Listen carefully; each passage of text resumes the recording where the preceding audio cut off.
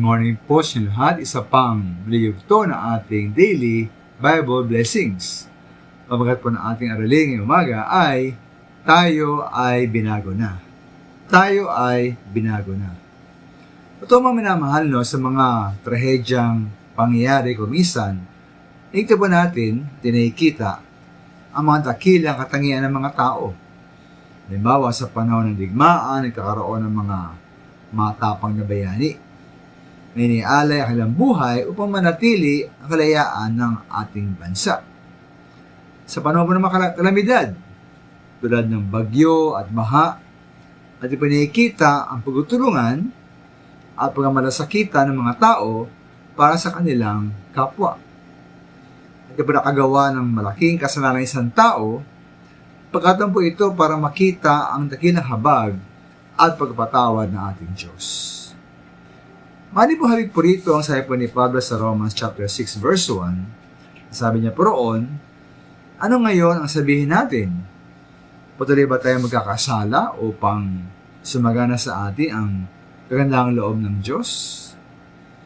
Dahil po ang ating pagkakasala ay kakataon upang sa ating paghingi ng tawad at pag-isisi, patawarin tayo ng Diyos at ipahayag ang kanyang dakilang habag at awa.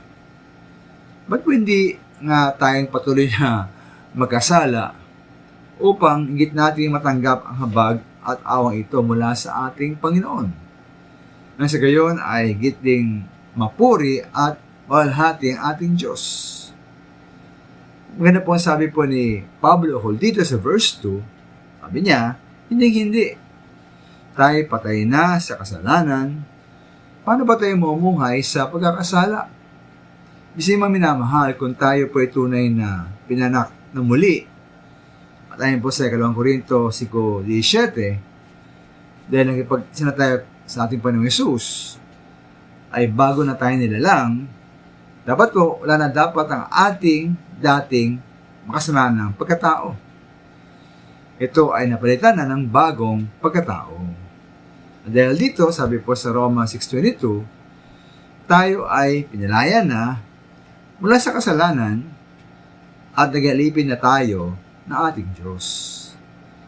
At di po natamo na isang buhay na banal at ang binubungan nito ay buhay na walang hanggan.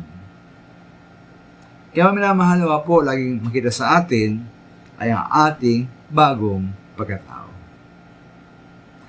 Salamat po.